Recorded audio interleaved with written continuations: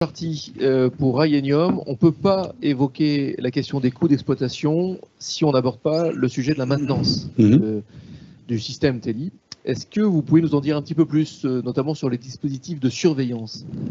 Là, pareil, exercice difficile, question très ouverte, mais seulement 1 minute 30. D'accord. Donc effectivement, nous travaillons avec d'autres partenaires du consortium sur des systèmes qui vont surveiller les voies, les abords des voies et le matériel roulant.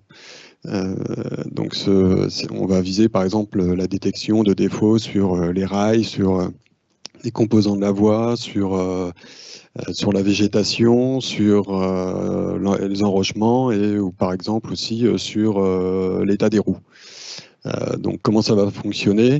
Eh bien, le train sera équipé de différents capteurs comme des caméras, des accéléromètres, des microphones. Et donc ces capteurs vont faire des acquisitions de données pendant le service commercial. Ces données seront ensuite analysées par des algorithmes essentiellement à base d'intelligence artificielle. Et comme ça, on va pouvoir détecter, surveiller ces paramètres-là, détecter des défauts, les suivre au cours du temps.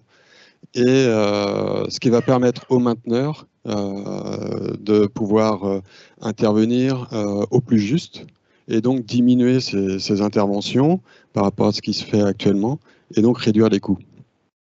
L'autre intérêt, ça va être aussi pour le mainteneur, ça va lui permettre de réduire ses coûts d'investissement matériel sur la surveillance. Et puis enfin, comme on fait des acquisitions pendant le service commercial, on va pouvoir surveiller à plus haute fréquence que ce qui se fait actuellement.